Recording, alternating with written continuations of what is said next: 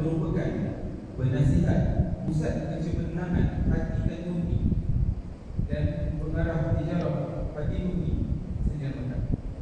Tanpa meninggalkan masa, saya menjemput yang berbahagia Al-Fadhil Ustaz untuk menyampaikan ceramah beliau. Dipersilakan. Assalamualaikum warahmatullahi wabarakatuh. Bismillahirrahmanirrahim. Alhamdulillahi rabbil alamin. Wa afdalus salati wa atammu taslimi ala sayyidina Muhammadin wa ala alihi wa sahbihi ajma'in. Rabbi shrah li sadri wa yassir li amri wahlul 'uqdatam min lisani yafqahu qawli. Subhanaka la ilma lana illa ma 'allamtana innaka antal alimul hakim. Allahumma akhrijna min zulumatil wahmi wa akrimna binuril fahmi waftah alaina bi ma'rifatil ilmi wa sahhil akhlaqana bil hilm waj'alna mimman yastami'una al-qawla fayattabi'una ahsana. Allahumma ati nufusana taqwaha wa zakkiha anta khairu man zakkaha anta waliyuha wa maulaha. Allahumma arinal haqqa haqqan warzuqna ittiba'ah wa arinal batila batilan warzuqna ijtinabah. Allahumma anfa'na bima 'allamtana wa 'allimna ma yanfa'una wa zidna ilman wa huda. Amma ba'd.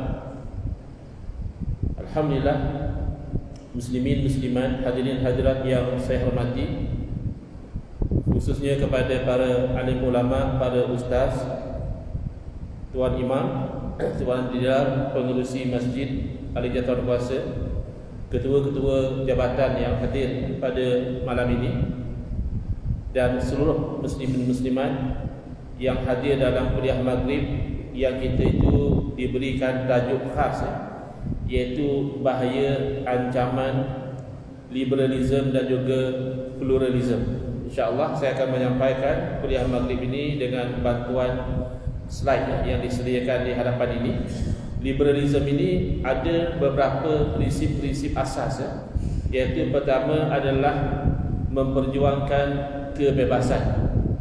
Mungkin timbul persoalan, adakah Islam tidak mengiktiraf kebebasan? Jawab ya. Islam juga mengiktiraf kebebasan. Kita bebas untuk berjual beli, kita bebas untuk bernikah kahwin, kita bebas untuk bekerja dan sebagainya.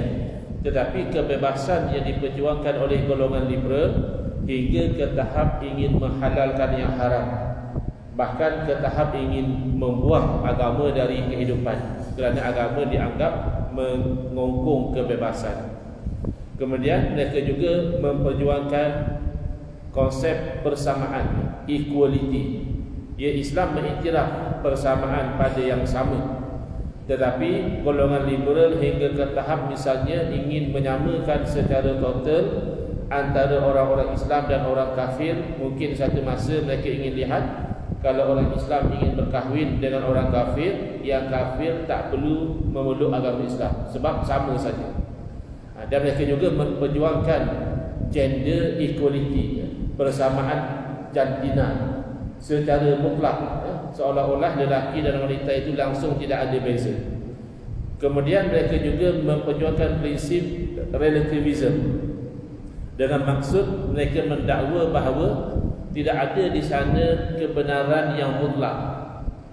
Setiap sesuatu itu relatif. Sesuatu yang disangka benar boleh jadi tidak benar di sisi orang lain. Tetapi konsep relativism ini insya-Allah agak mudah untuk kita terangkan, kerana kalau kita bertanya kepada golongan liberal, teori relativism yang mengatakan tidak ada sesuatu yang mesti benar, tidak ada sesuatu yang mesti betul, teori itu mesti betul atau tak mesti betul? Kalau dikatakan teori ini mesti betul, berarti awal-awal dia telah melanggar teori itu, kerana teori itu mengatakan tidak ada satu perkara yang mesti betul. Kalau dikata tak mesti betul, berarti kita tidak mahu berpegang kepada satu teori yang tak mesti betul. Dan yang keempat, mereka juga membawa konsep yang kita boleh sebut sebagai nyah suci, kitab suci. Bermakna mereka itu mempertikaikan apa yang dikatakan kitab suci termasuk Al-Quran.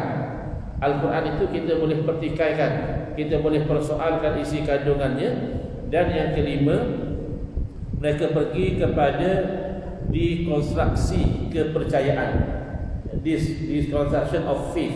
Maknanya dia hancurkan semula apa yang selama ini kita percaya, apa yang selama ini kita anggap sebagai benar, untuk mereka membina kepercayaan yang baru. Kalau kita boleh melihat sebahagian daripada kekeliruan atau bahaya golongan liberal ini adalah mereka itu menuju kepada kebebasan yang tidak terkawal.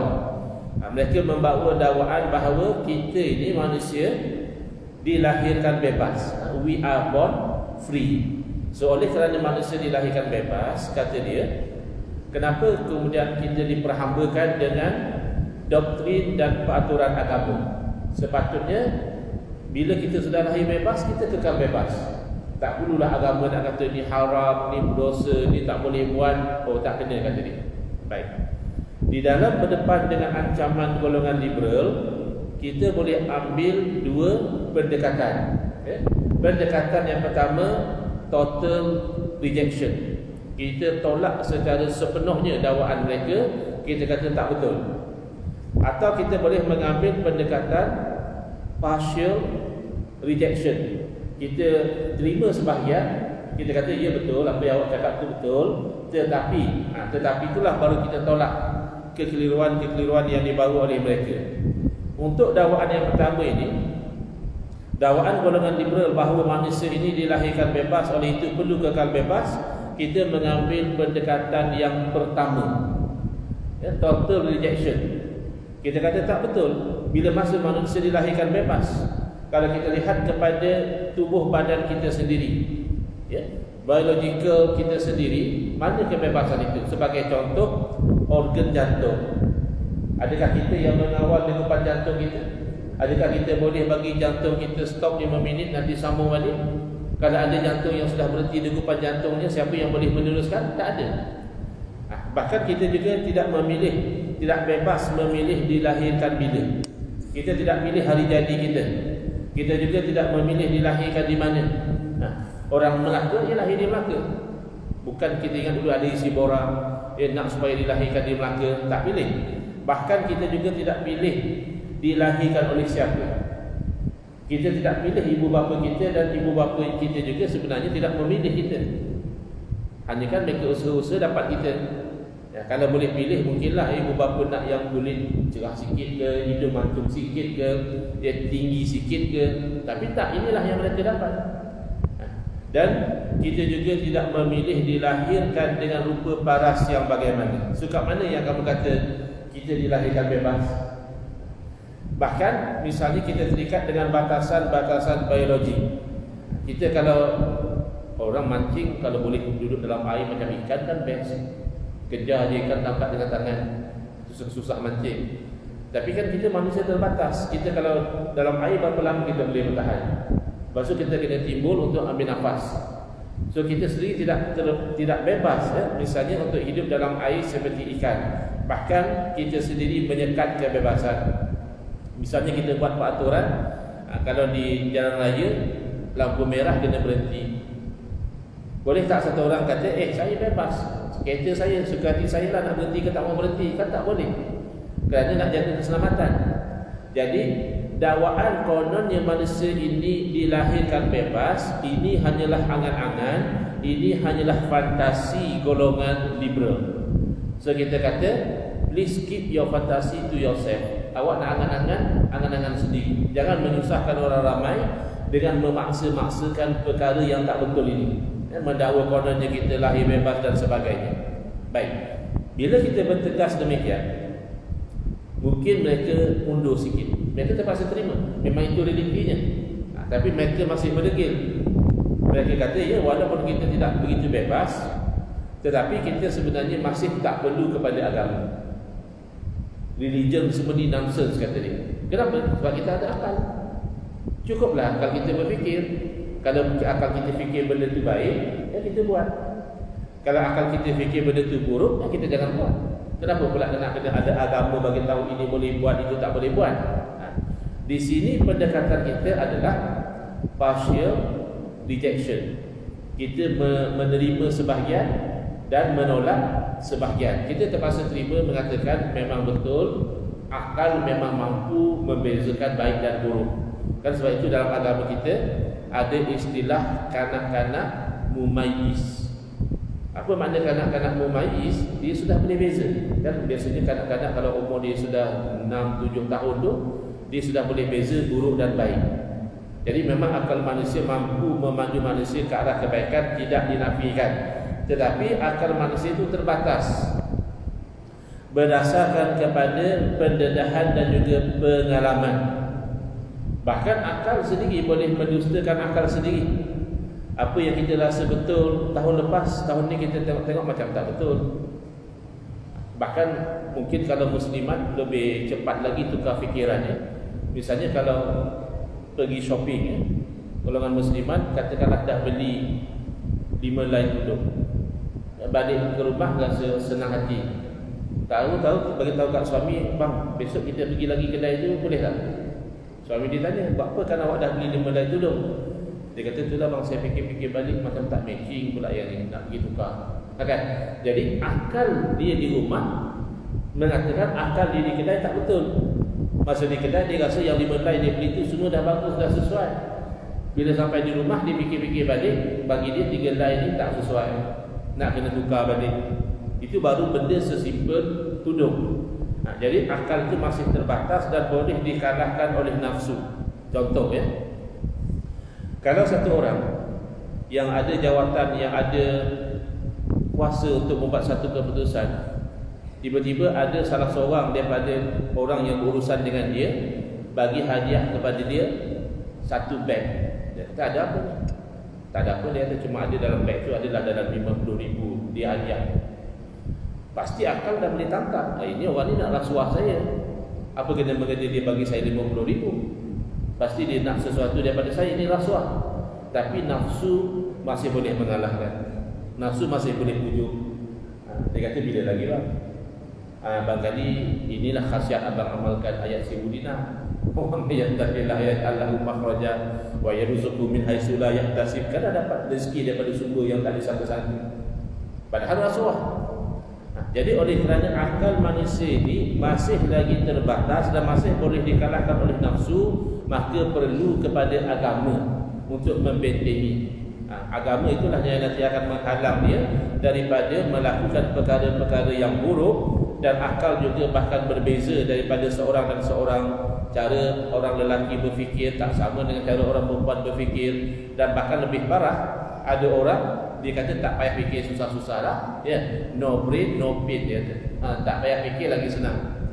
Maka perlu kepada hukum agama untuk memandu manusia ke arah kebaikan. Bila kita bertegas begitu, diundur lagi.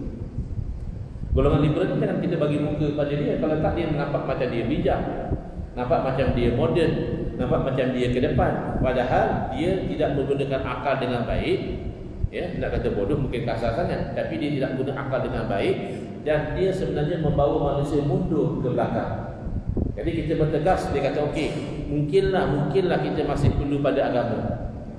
Tetapi kenapa kita perlu terikat dengan tafsiran ulama? Sikit-sikit mesti ikut Imam Syafi'i lah, mesti dengar ulama ni katalah, kena dengar fatwa mufti lah, ya. Kan kita sendiri boleh tafsir agama kita. Kejadian sebenar, tak silap saya tahun 2017 macam itu, saya hadir satu forum bincang tentang pindaan Akta 355. Mungkin ada yang masih ingat lagi. Jadi selesai forum, saya ke depan tanya soalan.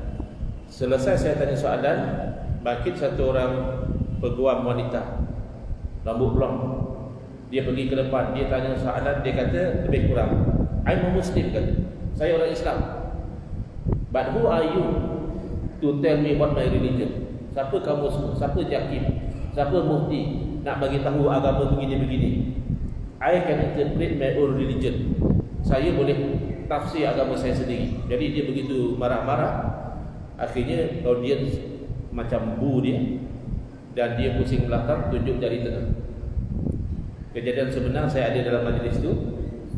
Yang itu sikap orang liberal. Dia rasa dia boleh tafsir sendiri dia agama dia, padahal apa kelayakan dan apa kebolehan dia. Misalnya kita kalau sakit, adakah boleh kita diagnose sakit kita sendiri kalau kita bukan bidang perubatan? Kalau kereta rosak, adakah boleh kita baiki sendiri kalau kita bukan pomen, bukan ada kepakaran dalam bidang tersebut? Tetapi dalam bidang agama, mereka ini cuba nak bagi semua orang boleh tafsir agama sesuka hati dia. Di sini titik temu golongan liberal dan satu golongan lagi namanya literal. Beza huruf tadi ya. Satu B liberal, satu lagi T literal. Liberal ni dia terlampau bebas, longgar, semua benda dia nak halalkan. Literal ni dia terlampau rigid, terikat dengan teks saja. Dia gagal memahami konteks dalil Quran dan hadis, akhirnya dia menjadi terlampau ketat.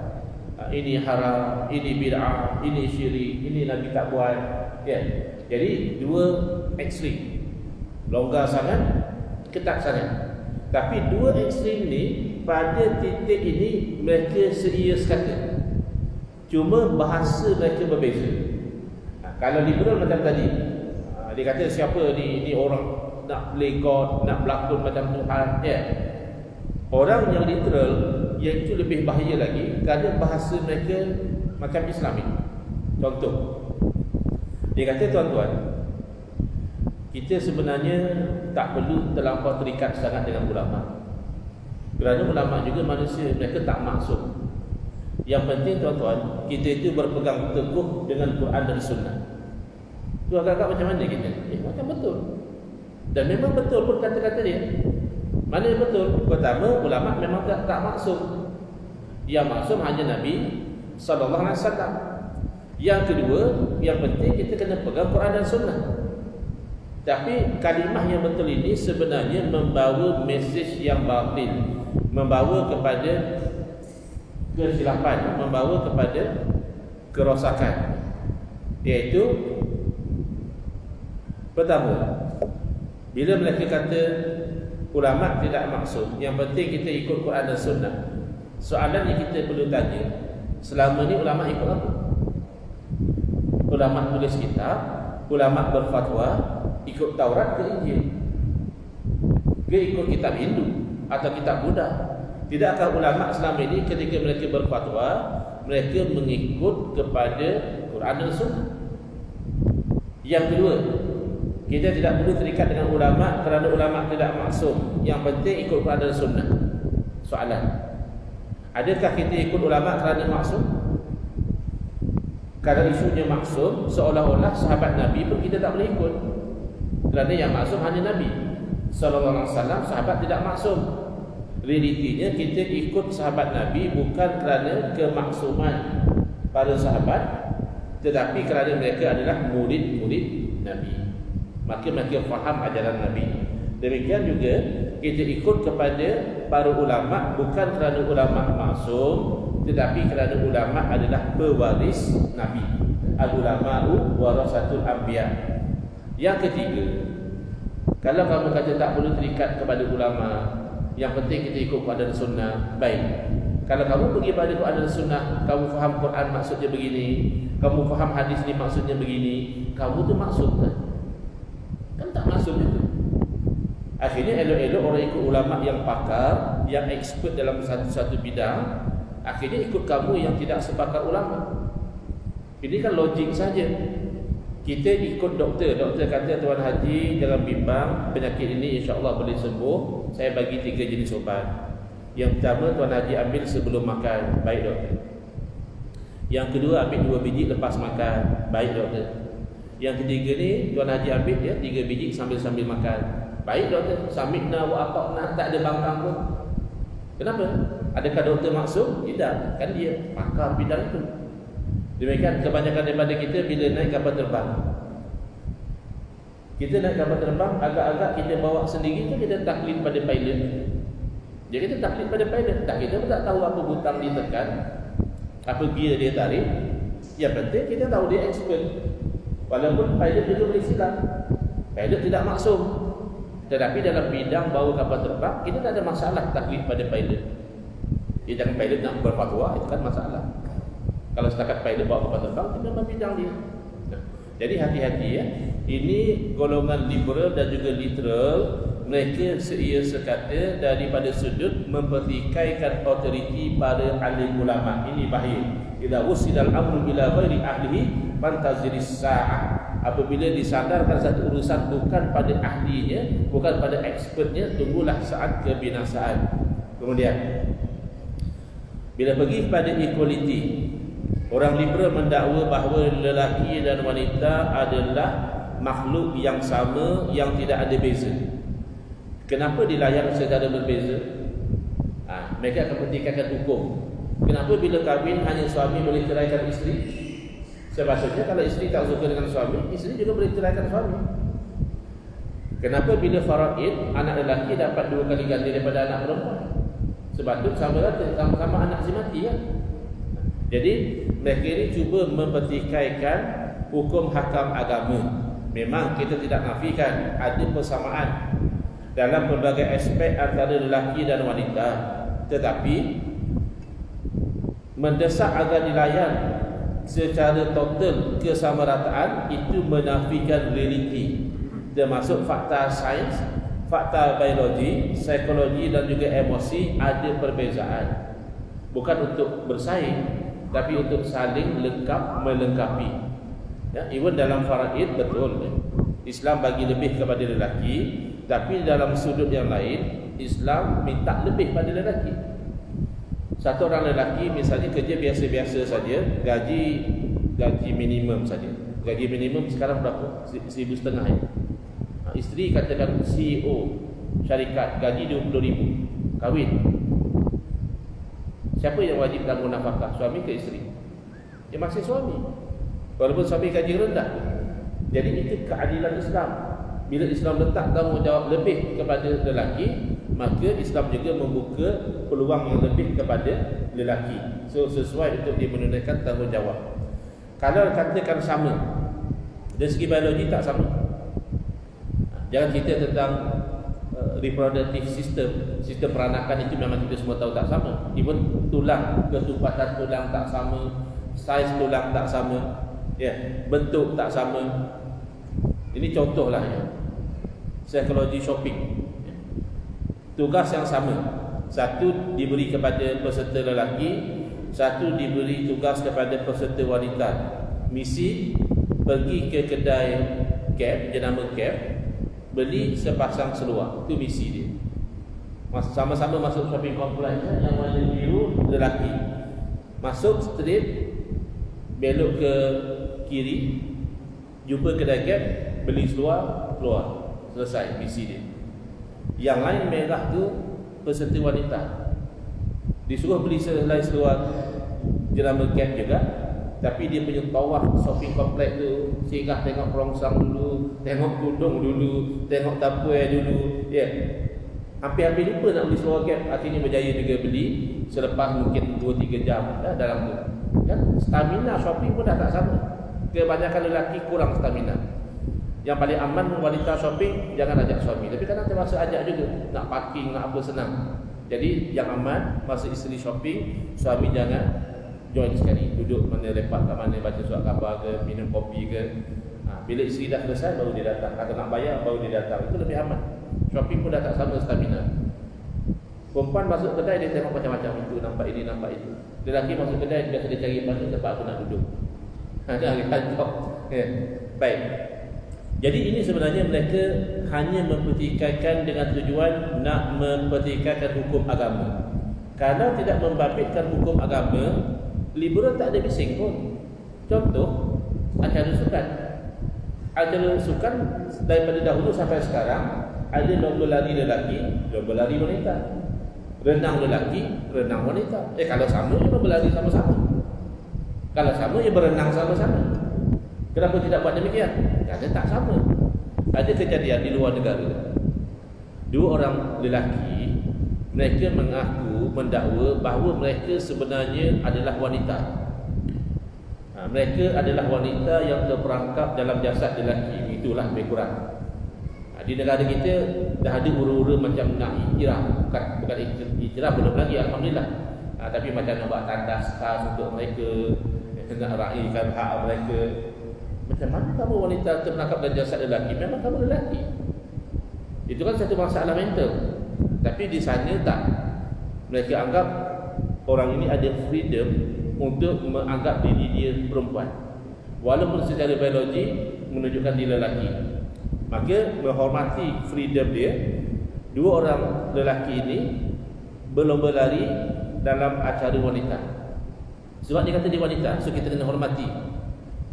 Dapat 2 kali lomba lari, peserta wanita suruh tulis surat komplain kepada penganjur, tolong ban 2 orang ni jangan bagi lomba lari dengan kami sebab tak boleh menang.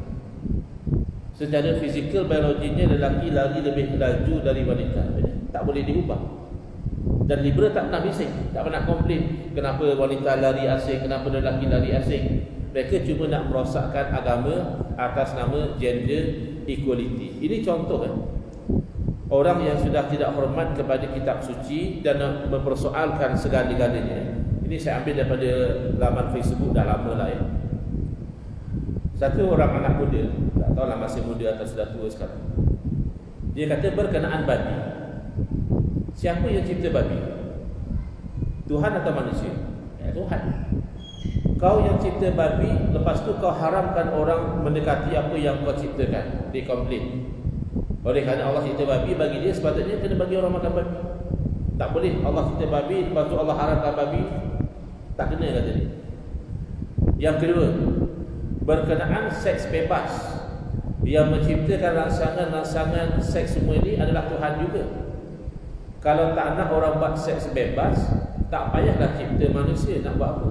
Jadi dalam kepala otak dia bayangkan bahawa manusia ni diciptakan untuk boleh buat seks bebas.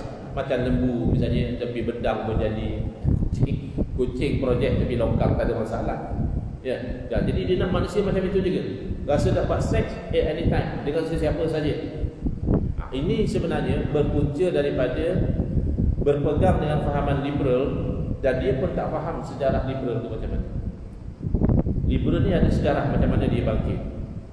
Baik, kita jawab dulu masalah yang dipertikaikan. Dia kata oleh kerana Allah ciptakan babi, sepatutnya tak boleh haramkan babi. Dia tak faham, tak semua benda Allah ciptakan Allah bagi makan. Kita ambil contoh yang ekstrim ya. Racun Allah juga ciptakan. Adakah kita makan racun? Api Allah juga yang ciptakan. Adakah kita makan api? Bukan semua benda yang Allah ciptakan itu Allah izinkan kita makan. Itu pertama yang dia kena faham. Yang kedua, tentang rangsangan. Rangsangan semula jadi ini sebenarnya bukan rangsangan seks saja. Rangsangan makan juga adalah semula jadi. Tak percaya, masa kita lapar, tiba-tiba kita bau masakan yang lazat, kita akan terliur. Apa makna terliur? Keluar air liur. Kan air itu ada enzim. Enzim ni fungsinya menghadapkan makanan. Bila bau makanan, badan kita dah get ready nak hadapkan makanan. Berarti rangsangan nak makan sebelum jadi. Adakah oleh itu bila kita lapar dan kita beratur untuk beli makanan, beratur panjang, orang ramai, lalu satu orang sedang bawa sepinggan nasi biryani kambing atau apa, wush, kita memang terangsang sungguh, tengah lapar. Lalu kita ambil pinggan nasi dia tu dan kita makan nasi biryani dia. Tak boleh. Mesti terkejut hamba Allah tu. Dia kata, bang, kenapa makan nasi saya? Kita kata, jangan marah lah. Ini sebenarnya adalah rangsangan sudah jadi. Kalau dia jenis penyambal, okey. Kalau dia jenis barang, macam mana? Ditumbuk je kita, dia tak ambil bang. Ini pun rangsangan sudah jadi. Jangan tak tahu. Jadi rangsangan sudah jadi bukan alasan untuk kita bertindak bebas sebebas-bebasnya.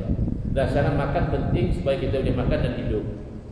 Rangsangan seks penting supaya kita boleh kahwin dan berzuriat. Bukan untuk kita melakukan sebebas-bebasnya dengan melanggar hukum. Baik. Kemudian ada orang secara sedar atau tidak, secara langsung atau secara tidak langsung, seolah-olah nak membela golongan liberal. Dia kata kita tak boleh pandang negatif kepada liberalism ya. Kerana umat Islam sebenarnya terhutang budi kepada liberalism ya. Kalau orang-orang barat tidak liberal, susah orang Islam nak berdakwah. Kan bila orang Islam berdakwah di negara barat, Masya Allah dapat sambutan. Ramai orang barat masuk Islam, ya. Jadi kata dia, inilah bukti bahawa kita ni terhutang budi kepada liberalism. So kita jawab, tidak. Sebaliknya sebenarnya, golongan liberal yang terhutang budi kepada ajaran Islam. Kan tadi saya sebut tentang sejarah liberalism, ya. Liberalism ini sebagai satu gerakan reaksi kepada penindasan yang dilakukan oleh golongan gereja. During the Dark Ages, golongan gereja ni, dia menindas masyarakat dengan menunggang nama agama. Dia menindas naluri, dia menindas akal. Misalnya, konsep Tuhan 1 dalam 3, akal tak boleh terima.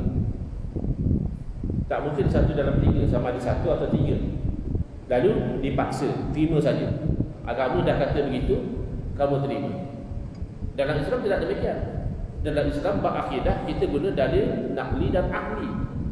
Wahyu dan juga akal digunakan untuk memahami akidah dalam Islam. Kita disuruh berfikir. Demikian juga nafsu. Kan kalau dalam agama mereka nak jadi orang baik, nak jadi orang gereja, orang padri, tak boleh kahwin.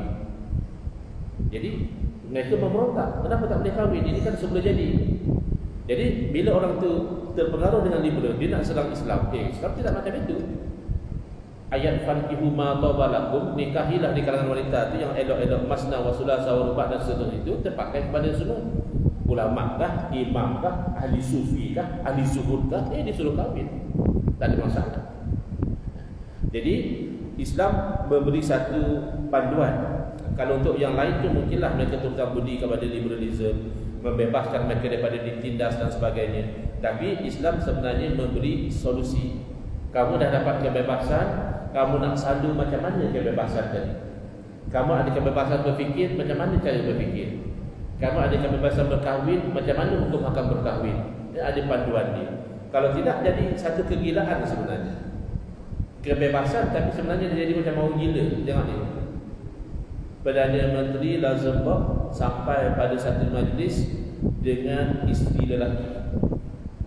Jadi kena tanya, datang sampai dengan isteri lelaki ke isteri perempuan? Sebab kat sana isteri boleh lelaki. Jambak lagi panjang pada suami dia. Dan ada yang, kalau tadi dia kata dia terperangkap dalam jasad wanita, terperangkap dalam jasad lelaki. Ni dia kata dia anjing.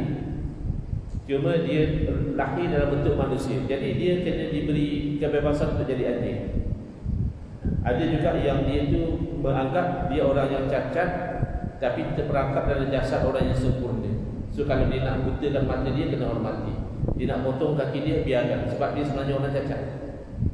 Ini sampai bila? Habis kalau ada orang tua buat benda tak senonoh, ya, orang tengah sembahyang pergi salat kain dan sebagainya, orang dah tua. Bila nak tangkap dia kata, jangan, saya adalah kanak-kanak terperangkap dalam jasad orang tua. Itu macam mana? Jadi dah jadi kegilaan. Muncullah Islam datang, kebebasan itu terpandu, tidak bertukar menjadi kegilaan. Ada 3 minit lagi sebelum Isya. Bahkan orang liberal ini ada yang sampai ke tahap mereka menjadi atheist, iaitu bebas untuk menolak Tuhan. Mereka mempertikaikan, mereka anggap orang yang percaya pada Tuhan ini bodoh. Adults with imaginary friends are stupid. Sebab kamu tak pernah lihat Tuhan, kamu tak pernah dengar Tuhan, kamu tak pernah pegang Tuhan. So, macam mana kamu percaya boleh wujud? Jadi kamu bodoh, kata dia. Jadi kalau kita nak gunakan cara yang kasar, kita kata sebenarnya kamu yang bodoh. Sebab kamu anggap sesuatu yang tidak boleh dilihat tak wujud. Angin tidak boleh dilihat tapi wujud. Gelombang radio tidak boleh dilihat tapi wujud. Buktinya kalau ada radio kita pasang, boleh dapat detect gelombang radio. Mikroorganisme dengan mata kasar tidak boleh dilihat. Kalau pakai mikroskop dia nampak. Jadi menganggap sesuatu yang tidak boleh dilihat tidak wujud, tak betul. Bahkan kadang-kadang orang etis juga, dia tak sedar bahawa dia merasa kecenderungan kepada kewujudan Tuhan. Dan dia juga sebenarnya tidak ada bukti. Sebab apa? Dia kata sesuatu kepercayaan perlu dibuktikan. Siapa yang percaya Tuhan wujud, dia kena buktikan Tuhan wujud. Oleh kerana tak nampak, maka tak ada bukti Tuhan wujud.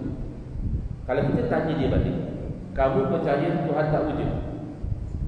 Sila buktikan Tuhan tak wujud. Jadi tak boleh buktikan Tuhan tak wujud.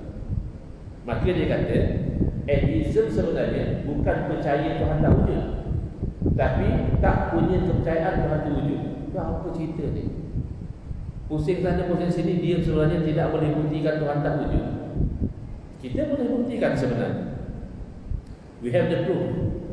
Sebagai contoh ya, yang mana contoh yang mudah, sebelum dan selepas. Sebelum berbulan buruk ya. Lepas 2 tahun kita balik kampung, tengok rumah tu dah elok, dah bercat putih. Kita tanya kepada saudara kita di kampung, siapa yang baiki rumah ini? Kalau dia jawab, tak ada orang baiki, jadi sendiri. Boleh tak kita terima? Tak mungkin. Kalau rumah berubah tak boleh jadi sendiri, adakah baby yang membesar jadi orang dewasa boleh jadi sendiri? Benih yang kecil boleh jadi pokok jadi dengan sendiri? Hujan turun dengan sendiri? Malam dan siang bersilih ganti dengan sendiri? Ya, matahari dan bulan berpusing dengan sendiri? Ya, tak mungkin. Ini semua bercakap tentang wujudan Allah. InsyaAllah kita akan sambung selepas daripada laungan azan.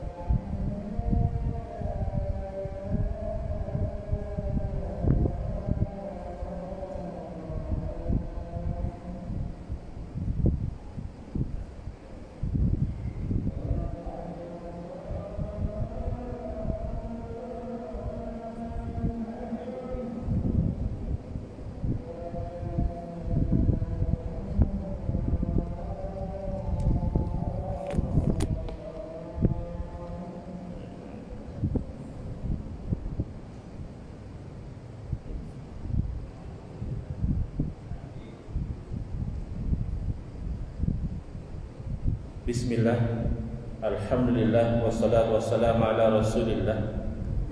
Amma ba'd. Baik, kita sambung lagi perbincangan kita tentang bahaya liberalism dan juga pluralism. kita telah sebutkan tadi, sebenarnya dakwaan golongan liberal ataupun golongan etis bahawa kita tidak punya bukti tentang kewujudan Tuhan adalah dakwaan yang tidak benar. Kita ambil secara lebih kita kata filosofikal. Tidakkah kewujudan atau tidak wujudnya sesuatu itu asalnya seimbang? Misalnya tuan-tuan yang belum ada cucu, kalau ditanya akan ada cucu tak satu masa nanti, jawapannya mungkin, possible. Berarti wujudnya cucu kita itu adalah sesuatu yang sama seimbang antara ada dan tak ada. Maka satu masa nanti apabila terbukti kita tidak punya cucu, mungkin anak tak kahwin, ataupun mungkin anak kita meninggal sebelum dapat anak dan sebagainya, berarti sudah berat kepada salah satu daripada dua kemungkinan. Kemungkinan yang asalnya seimbang tidak mungkin berat dengan sendiri. Ibarat daging ni lah, daging asalnya seimbang tak mungkin berat dengan sendiri. Apatah lagi berat sebelah ada. Tiba-tiba satu masa nanti terbukti kita punya ramai cucu. Ya asalnya dahulu hanya satu kemungkinan. Maka apabila kemungkinan yang seimbang itu menjadi berat salah satunya, sebelah ada atau tiada, pasti ada yang memberatkan, pasti ada yang menentukan, pasti ada yang menjadikan. Baik. Orang liberal, sebahagian mereka itu mengagungkan sains. Dia kata sains bagus, sebab sains dia akan adjust pendirian dia berdasarkan apa yang dia perhatikan. Kadang-kadang teori sains ini berubah-ubah. Sebab buat kajian baru, oh yang dulu tu tak betul, yang betul macam ini, sebab kita dah kaji, terbukti begini. Adapun faith, kepercayaan, itu tak bagus. Kerana kepercayaan ini akan menafikan apa yang dia telah perhati semata-mata supaya apa yang dia percaya boleh dia preserve. Dia perhati lain tapi dia ketepikan sebab dia dah percaya lain. Jadi kritikan golongan liberal ini mungkin betul kalau kita bercakap tentang selain daripada ajaran Islam. Mungkin yang sembah berhala, kalau digunakan dia takkan sembah. Itu kan dia bentuk dengan tangan dia sendiri. Kan ada macam-macam lah, ada yang perut buncit, ada yang perut mencari, ada yang tangan lapan, ada yang tangan macam-macam lah. Kalau digunakan akal dia, apa yang dia observe, dia tidak akan sembah berhala.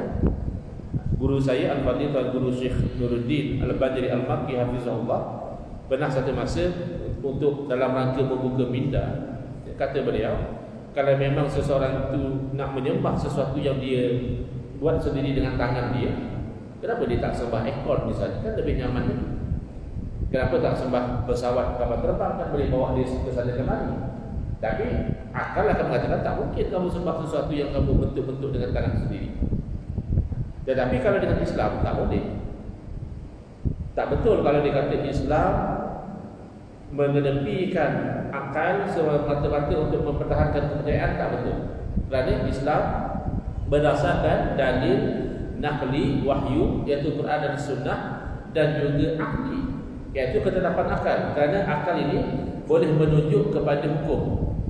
Apa makna hukum? Hukum maknanya menetapkan atau menafikan. Contoh mudah saja. Kita datang ke kuliah di masjid pada malam ini, kita tinggalkan rumah kita dalam keadaan kemas, elok, pintu tadi kita dah tutup dan kita dah pasang mangga. Baru kita datang ke masjid. Na'udzubillah, contoh saja. Kita tak mau berlaku demikian. Bila kita balik, kita dapati pintu terbuka. Bila kita datang dekat, kita tengok mangga dah terkopak. Bila kita masuk dalam rumah, na'udzubillah, barang-barang habis berselerak. Ya. Apa yang bermain dalam fikiran kita, pasti kita kata rumah kita dah dipecah masuk. Soalan, macam mana kita tahu? Ketika kejadian, kita berada di masjid, mata kita di masjid, telinga kita di masjid, seluruh jasad kita di masjid. Macam mana kita begitu yakin rumah kita dipecah masuk? Jawapannya akal yang beri tahu. Akal kata kalau dah tadi tertutup, sekarang terbuka, tadi dah pasang mangga, sekarang terkopak, tadi barang elok tersusun, sekarang berselera, mesti ada yang dah buat. Mesti itu namanya wajib akli. Sesuatu yang akal tak boleh terima, tiada. Mesti ada orang buat. Kalaulah ada orang bergurau, dia kata jadi sendiri kot dia, kita kata mustahil. Mustahil, akal tak boleh terima aja. Siapa yang buat penagih dadah? Ya mungkin. Penjuri profesional? Mungkin. Orang yang dengki kepada kita? Mungkin. Mungkin inilah namanya jaiz. Jaiz akli. Jadi hukum akal ada 3. Wajib, sesuatu yang mesti ada. Mustahil, sesuatu yang mesti tak ada. Jaiz, ada pun dia, tidak ada pun boleh diterima. Ini membantu kita memahami akidah. Jangan ditolak hukum akal. Ada saya terbaca dalam Facebook, satu orang dia confident, dia cakap apa? Dia kata, Ustaz, saya dalam akidah berpegang dengan Quran dan Sunnah. InsyaAllah bagus. Oleh itu saya tak guna akal. Ini berat. Ini namanya biar bodoh asal confident. Kan sekitar hantu bodoh. Ada pula bila ikut Quran dan Sunnah tak guna akal. Sejak bila Quran dan Sunnah melarang guna akal? Pertama, akal nikmat yang Allah kurniakan. Nikmat apa pun Allah suruh guna. Yang Allah larang adalah salah guna. Tapi dia sama macam orang kafir. Ya, orang kafir guna akal, tak berarti orang Islam tak boleh guna akal. Adakah orang kafir hormat pada ibu bapa, maka orang Islam tak boleh hormat ibu bapa? Kan tak betul. Dan Quran dan Sunnah sebenarnya yang memerintahkan umat Islam dalam bahkan manusia menggunakan akal dan tidak berfikir itu dilarang. Baik. Misalnya Allah Ta'ala berfirman, "Kadzalika yubayyinullahu lakumul ayati la'allakum tatafakkarun." Demikianlah Allah Ta'ala menerangkan kepada kamu ayat-ayat hukum hakam, moga-moga kamu itu berfikir. Jadi berfikir itu sesuatu yang Allah Ta'ala kehendaki daripada manusia. Kemudian Allah Ta'ala berfirman, "Wa fi anfusikum afala tubsirun." Dalam diri kamu, kenapakah kamu tidak perhatikan, yakni tidak berfikir? Saya telah bagikan contoh tadi tentang jantung, ya. Kalau kita berfikir tentang jantung, kita faham jantung kita sendiri, tidak kita yang kawal. Siapa yang kawal? Kita yang pakai cermin mata misalnya, sebabnya tak perlu cermin mata, kerana kita hanya kawal otot mata kita supaya arca tu dia jatuh betul-betul, jangan ke depan, jangan ke belakang jadi rabun. Kenapa kita tak kawal saja? Tak boleh, bukan tak mau kawal. Jadi kalau otot mata kita sendiri kita tidak boleh mengawal, siapa sebenarnya yang kawal? Kehidupan kita, penyakit kita, kematian kita, kita tidak kawal. Itu semua menunjukkan kepada kewujudan Allah. Sebab itu Allah tanya, "Afala tubsirun?" Kenapa kamu tak perhatikan? Bahkan menggunakan akal adalah cara Allah sendiri. Dalam menetapkan tauhid dan menolak syirik, Allah menggunakan dalil akli. Contoh Allah berfirman, "Lau kana fihi ma alihatun illallahu lafasadata." Kalaulah ada pada langit dan bumi Tuhan-Tuhan yang banyak selain daripada Allah, nescaya binasa langit dan bumi. Soalan, Tuhan banyak ke Tuhan satu? Realiti Tuhan satu. Kenapa Allah berfirman kalau Tuhan banyak? Berarti Allah suruh kita bayangkan dengan akal sahaja. Tidakkah Tuhan itu maha berkuasa dan maha berkehendak? Kalau lebih daripada satu, maka kuasa Tuhan mana yang terlaksana? Kehendak Tuhan yang mana yang didahulukan? Akhirnya binasa langit bumi. Alangkah negeri Melaka ni pun kita pilih satu kerajaan. Kenapa tak pilih 3 kerajaan? Kerajaan mana satu nak ikut? Kenapa tak pilih 3 kedua menteri? Di mana satu yang kita nak ikut? Kalau negeri seumpama Melaka pun tak boleh lebih pada satu pentadbir, satu pemerintah, takkanlah alam semesta ada banyak Tuhan, langit bumi ada banyak Tuhan, lautan dan daratan ada banyak Tuhan. Lafasadata, binasa langit bumi. Mana ini dari akli mengatakan mustahil Tuhan itu banyak. Bahkan ini adalah sunnah para Rasul. Hati-hati ya. Golongan yang menolak menggunakan akal, pertama dia beri ruang kepada liberal. Sebab dia kata kami bukan tak nak ikut agama, tapi agama tak bagi guna akal, macam mana? Tidak. Islam sudah guna akal. Nabi Ibrahim AS ketika berhujah dengan Namrud membangun syirik, dia kata dia Tuhan. Nabi Ibrahim membangun tauhid, mengatakan hanya Allah Tuhan. Lalu kan akal yang sihat tidak boleh terima Tuhan tapi lemah. Dia Tuhan tapi dia tak sihat lagi. Mana dia macam itu? Maka orang yang boleh terima ayah bin Tuhan, akal tak sihat. Ayah bin kan lemah. Dalil ayah bin lemah, dia kalau tak makan nasi dia lapar. Bila dia makan nasi sakit perut pergi tandas. Takkan Tuhan macam itu. Ada satu orang dari Pahang, nama dia Harun. Dia mengaku Tuhan juga, Tuhan Harun katanya. Bila dia kena tangkap, tak lama lepas tu dia kena stroke. Boleh pula Tuhan kena stroke? Tak masuk akal. Lepas tu keluar dalam berita Tuhan Harun didapati bersalah oleh mahkamah. Tu dia, Tuhan pula didapati bersalah. Macam mana ni? Jadi tak mungkinlah Tuhan tu lemah, Tuhan tu kurang, tak mungkin. Maka Nabi Ibrahim AS nak beritahu pada Namrud, kamu bukan Tuhan kerana kamu lemah. Rabbiyal ladzi yuhyi wa yumiit. Tuhan itu adalah Tuhan aku yang berkuasa menghidup dan mematikan. Tapi Namrud degil. Kata dia, aku Tuhan juga, ana uhyi wa umiit. Aku boleh menghidup dan mematikan. Bagi dua orang, satu dia bunuh, satu dia lepaskan. Konon yang dibunuh dia dah matikan, yang dilepaskan dia telah hidupkan. Itu kan tak logik. Yang kamu lepas tu dah hidup lama. Bukan kamu yang hidupkan dia, kamu cuma tak bunuh dia saja. Kalau nak hidupkan daripada tiada, seekor nyamuk atau lalat pun Namrud tidak akan mampu hidupkan. Maka oleh kerana akalnya tidak sampai, Nabi Ibrahim AS membawa dalil akli yang lebih jelas. Fa inna Allaha ya'ti bisyamsi minal masyriq. Sesungguhnya Allah Tuhan yang Maha Berkuasa menerbitkan matahari daripada timur. Dia kalau kamu Tuhan, mesti kamu juga berkuasa. Fa'ti biha minal maghrib. Sila terbitkan matahari dari barat, dia tak mampu. Maka menggunakan dalil akli ini adalah sunnah para Rasul. Bahkan Nabi kita, Nabi Muhammad SAW ketika mengajar hakikat tauhid agama kita ini, dia seimbang hakikat dan syariat. Syariat saja tak faham hakikat, nanti jadi tersasar. Hakikat saja tak raih syariat, agama rosak. Nabi ajar dua-dua. Bila Nabi SAW nak ajar hakikat, hakikat segala sesuatu itu daripada Allah. Maka Nabi bersabda, la adwa, tidak ada jangkitan, kerana penyakit daripada Allah. Dari segi asbab syariat ia ada. Sebab itu Nabi SAW berpesan, kalaulah sebuah negeri itu dilanda wabak taun, yang belum masuk jangan masuk. Kerana kalau masuk barangkali berjangkit. Yang dalam negeri jangan keluar, kerana mungkin dia sudah jadi carrier. Kalau dia keluar nanti meluaskan kawasan tembakan. Ini namanya syariat. Itu namanya Quran itu syariat. Yang Nabi nak ajar hakikat. Tapi ada Arab Badawi, dia tak berapa faham lah hakikat-hakikat dia. Ada Arab Badawi ni Arab kampung, jaga kambing, jaga unta. Tiba-tiba nak faham hakikat tu lambat sikit lah. Tapi bagus Arab Badawi ni tak faham, dia tanya. Jangan setengah netizen zaman kita ni, dia tak faham, dia kata ustaz ni sesat. Padahal dia tak faham ustaz pula ini sesat. Tapi Badawi tanya, macam mana ya Rasulullah dikatakan tak ada jangkitan?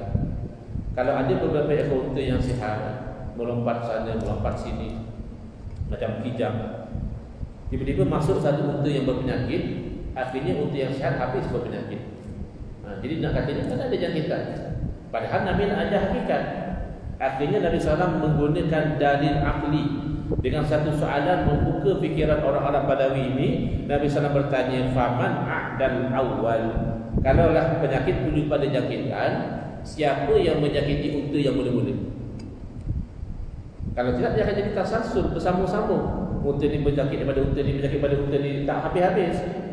Jadi bila Nabi tanya siapa yang menyakiti unta yang mula-mula, barulah Arab Badawi ini faham, kalau begitu penyakit sebenarnya daripada Allah Subhanahu wa taala. Baik. Dan tidak menggunakan akal ni menjadi punca penyesalan. Misalnya dalam ahli neraka mengeluh, wa qalu law kunna nasma'u aw naqilu ma kunna fi ashabis sa'ir. Ahli neraka berkata, kalaulah dahulu kami mahu dengar atau kami menggunakan akal, tidaklah kami tergolong daripada ahli neraka. Jadi dua sebab masuk neraka. Pertama, tak mahu mendengar dakwah risalah tauhid. Yang kedua adalah tidak menggunakan akal. Tapi tidaklah sampai terlacak mengagungkan akal sehingga membuang wahyu seperti berlaku pada golongan Mu'tazilah. Ya, kita seimbang. Kalau guna akal saja tapi ketepikan wahyu, ibarat orang yang membuka matanya terang elok tapi berjalan dalam gelap malam, tak nampak. Tapi nak pegang wahyu saja kononnya, tak guna akal. Macam kata dakwaan orang dalam Facebook tadi, ya, Quran Sunnah saja tak guna akal, ibarat berjalan dalam terang tapi mata dipejam, dia tak nampak juga. Maka ahli sunnah wal jamaah berpegang pada wahyu dan memahami wahyu dengan bantuan akal. Baik, saya mula nak tekan break ya. Saya difahamkan kuliah malam ini dia peruntukkan sehingga 9.30, tapi saya tak berhasrat dan sampai gitu. Kalau boleh beberapa minit lagi kita berhenti, mungkin 10 minit lagi ke. Hati-hati ya. Topik-topik liberal kadang-kadang mereka menggunakan istilah yang Islamik ya. Mereka kata kita perjuangkan maqasid syariah. Dia kata tak penting kita laksanakan syariat, yang penting maqasid syariat itu tercapai. Oh, kita dengar sebentar lalu, Masya Allah, hebat. Maqasid syariat itu kan tujuan objektif syariah. Bila tak laksanakan syariat, macam mana boleh tercapai tujuan dia? Sama macam orang cakap, tuan-tuan, tak penting kita makan, yang penting kita kenyang. Habis kamu tak makan tu bila kenyang? Kan tak guna sabar ya. Ataupun menggunakan konsep Islam rahmatan lil alamin ya. Konsep ini betul, Islam memang rahmat kepada alam, tak dinafikan. Tapi misalnya mereka salah gunakan. Oleh kerana Islam itu rahmatan lil alamin, kita tak boleh sekat orang LGBT, kita tak boleh hukum orang khalwat. Ini adalah satu bentuk topik untuk melaksanakan agenda liberal. Hati-hati. Maqasid syariah yang 5 betul, jaga agama, jaga nyawa, jaga akal, jaga nasab keturunan, dan juga jaga harta. Golongan liberal biasanya di takhirah yang ini diangkat dalam bahasa Arab al-musawah dan juga al-hurriyah. Sama lah yang diperjuangkan selama ni pun, equality dan juga freedom. Tapi equality yang bukan-bukan. Misalnya perempuan pula nak dilantik jadi imam. Ini pensyarah saya dulu masa di UAE, Dr. Aminah Wadud ya. Dia jadi imam kepada lelaki. Sebab sama je kata dia. Al-Huriyah, kebebasan. Saya tutup lah, tak elok tunjuk gambar pakai spender di jalan raya, lelaki pakai bra, pakai so atas nama kebebasan dia. Ini maqasid syariah yang palsu.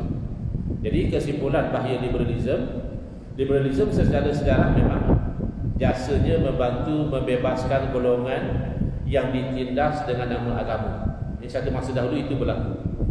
Tetapi Islam atau umat Islam tidak serta budi kepada liberalism, malah Islam berbudi kepada golongan liberal dengan menawarkan pengisian dan pedoman kepada orang yang telah dapat kebebasan ini.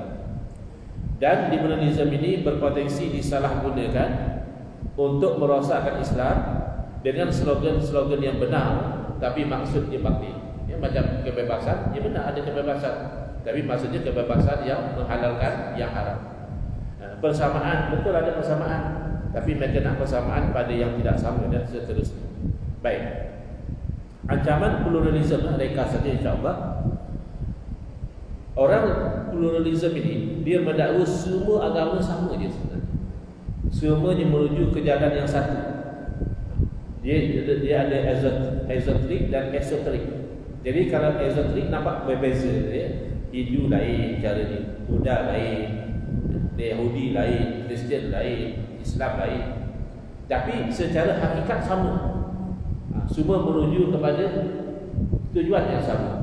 Jadi agama semua sama je sebenarnya. Ini jelas ya. Fahaman yang batil, yang sesat. Sebab itu siapa yang ikuti dialog di Perlis pada 25 Jun yang lalu, isu pemikiran Syekh Nazim Al-Haqqani, saya mewakili ARG, Ahli Sunnah Wal Jamaah Research Group, kita jelaskan kalau pluralism tak ada beza ya, Ahli Sunnah Wal Jamaah dan juga golongan Wahabi sama-sama tolak, menganggap semua agama sama, itu batil, itu sesat. Cuma adakah Syekh Nazim berfikiran demikian, itu isu lain. Kadang kita merujuk pada buku beliau, mendapati beliau tak terima ya, ada orang Buddha kata saya nak ambil bai'ah tarikat dengan kamu, boleh tak? Saya nak remain as a Buddhist, but then I want to be one of you punya follower. Dia tak bagi. Sebab inna dina indallahil Islam. Jadi kita kata kat mana pluralism? Mungkin kamu yang salah faham perkataan dia. Dan terbukti beliau ni berjasa mengislamkan ribuan dan Muslim. Kalau semua agama sama, berapa dia susah payah islamkan dia semua agama sama? Remain in your religion je lah. Jadi tapi isu kalau terbukti seseorang itu berpegang dengan pluralism, berarti dia berpegang dengan ajaran yang sesat. Baik. Kerana tidak semua agama kufur ya. Ada biasanya yang membawa pada pluralism ni adalah orang-orang politik kerana nak mendapat sokongan politik. Jadi saya tutuplah, tak penting ini gambar hiasan saja. Tapi ada yang mengatakan we must remember that the God we worship is the same God. Kan nak tarik undi orang ni, nak tarik undi orang tu, jadi kata saya berpegang semua Tuhan kita ni satu je sebenarnya. Ini tak betul. Tuhan mana satu yang kamu kata sama? Adakah Tuhan yang dibayangkan begini atau begini atau begini? Yang mana satu sebenarnya? Jadi ini konsep pluralism ni tak tepat ya. Bahkan ada yang nak menyamakan sehingga dia mengatakan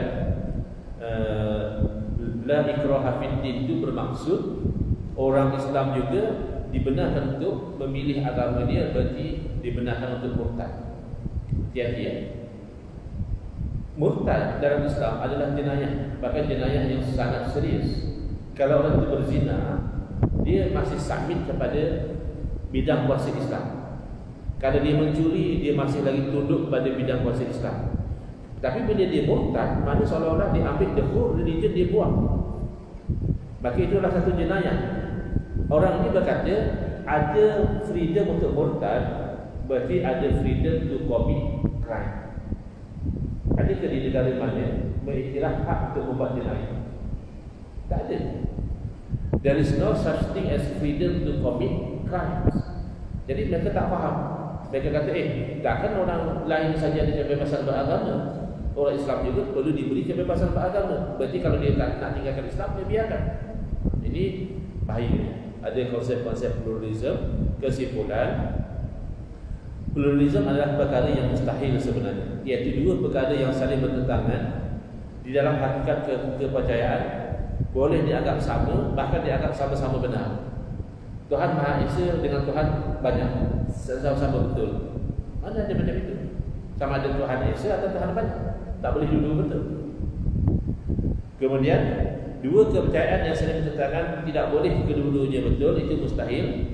Contoh yang saya berikan tadi adalah Tuhan itu Esa, satu konsep yang bertentangan dengan Tuhan itu banyak.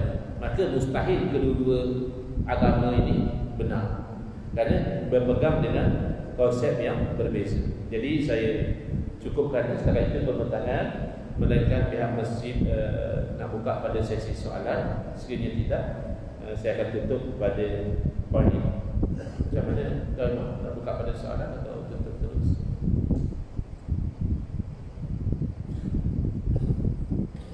Tutup terus. Jadi saya ucapkan terima kasih atas perhatian.